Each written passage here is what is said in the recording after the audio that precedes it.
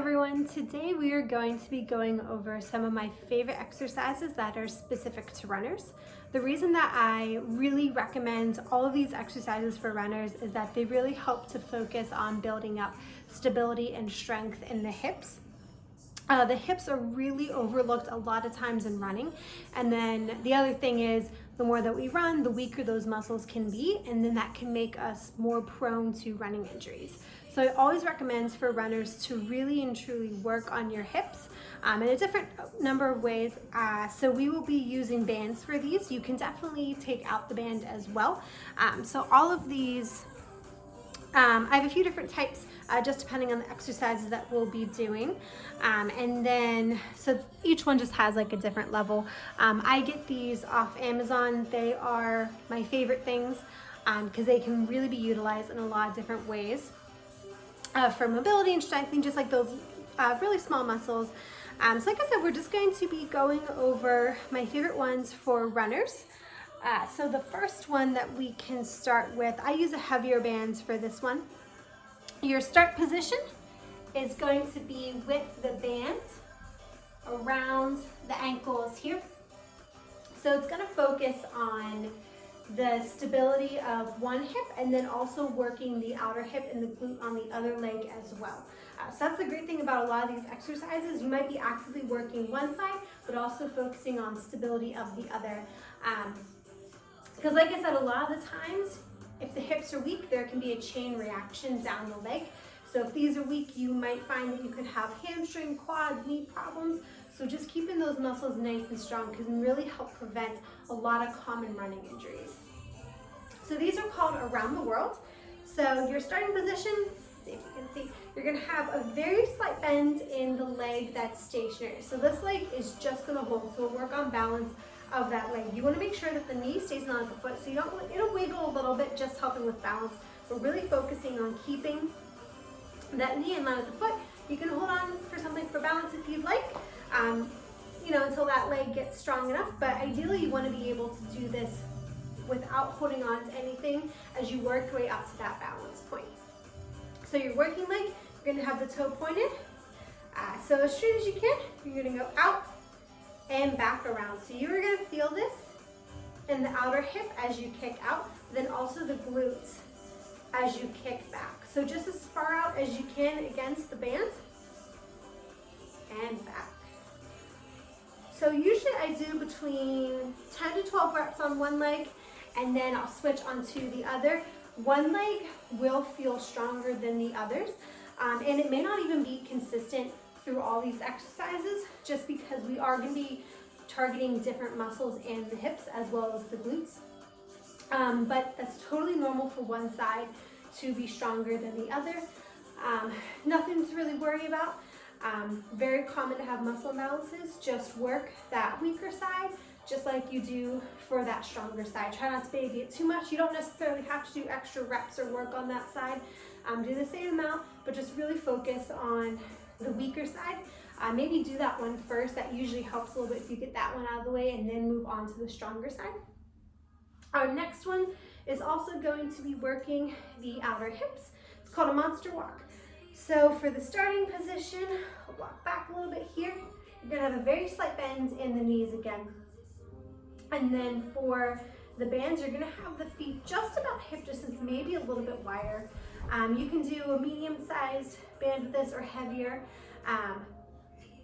but you just want to make sure that you're always keeping some tension in the band. If the feet are too close together, you'll notice that that gets a little bit wiggly, but just always just keeping some tension in the band so that one leg is pushing against the band and one leg is resisting the pull of the band. So with the slight bend in the knees, you want to think about pressing out with the knee of the starting leg. So you don't want to lead with the foot because you really won't be activating the outer hip. Think about pressing that the knee up, bringing the feet together. Again, just very slight, a little bit wider than hip distance, keeping some resistance in the band. So I can't go very far this way, but I'll do between 30 to 40 steps. You just want to make sure that you're doing an even number of steps on each side so that you're targeting each side the same.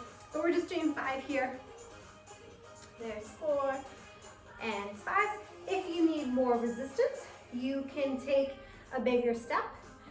Or you can go up the next level in a band. If this is too much resistance, then just take the band, walk that up a little bit above the knees. Same exact thing, just press out against the bands with the knee, but that'll lessen the resistance if you bring that up a little bit higher. And then our next one, you want to use one of your lighter bands just because we're going to need one to have more give because it's going to be a bigger range of motion.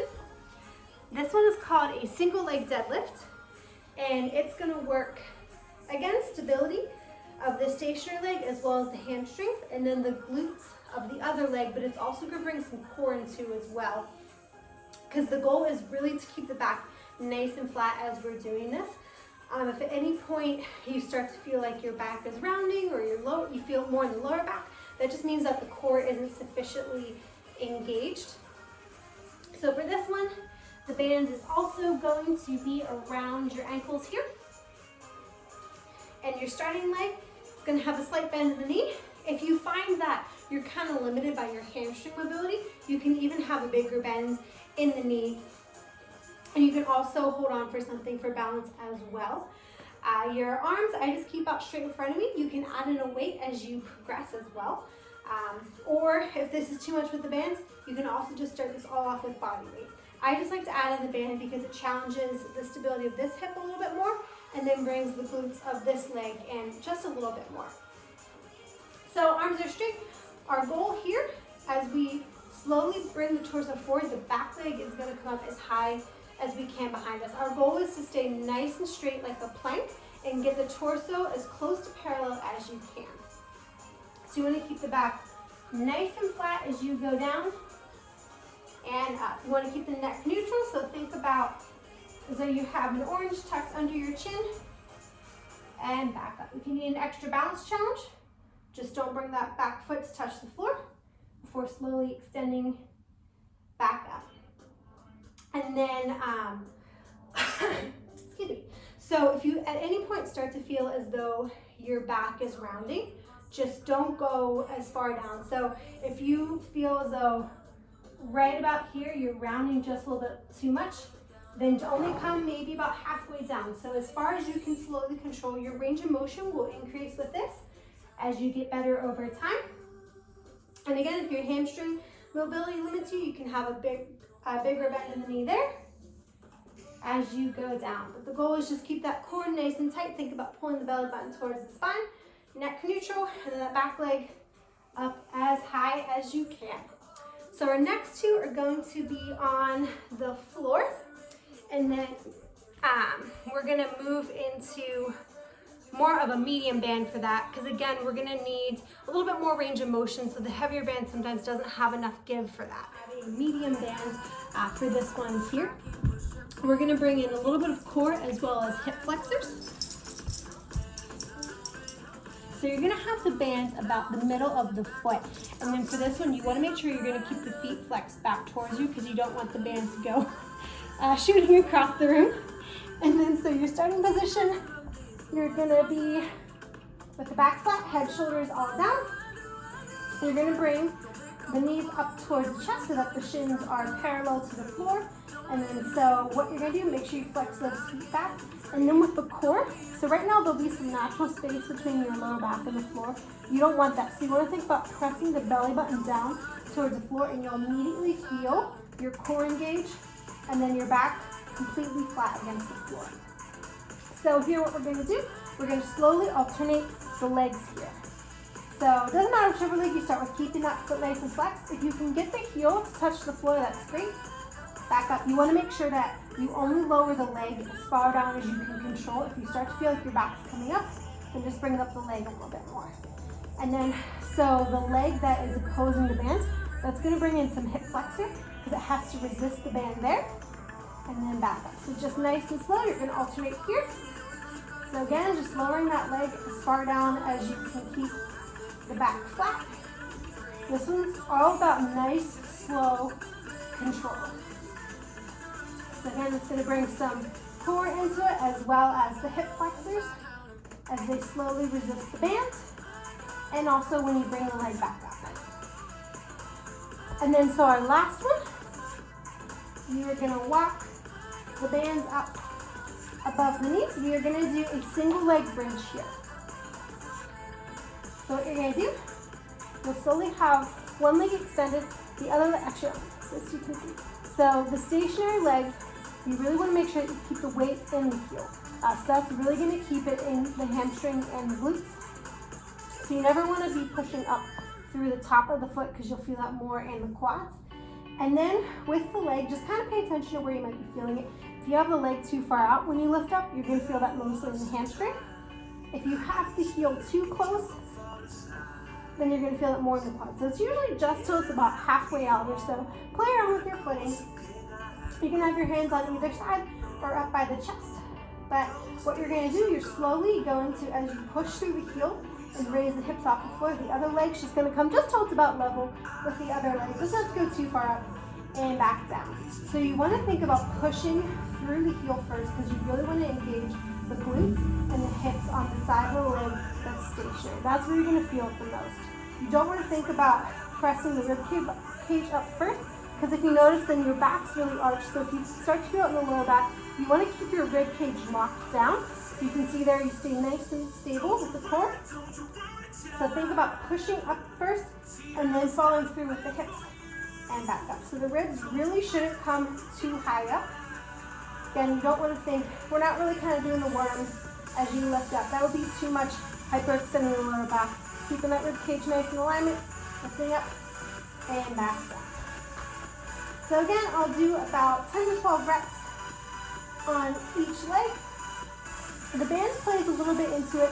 You don't feel too much of the resistance, but it kind of works more with stabilizing this one because you don't want that knee to cross over to the other side of your body. So this leg should really stay nice and line. So whenever this leg comes down and pulls on the band, you don't want the knee to cave in. So the knee should always kind of stay in place. So that's going to bring the outer hips into it, just stabilizing a little bit more against the resistance of the bands. And again, you can do that without a band first. It will definitely be challenging enough just working with the body weight there. But those are my top exercises for runners.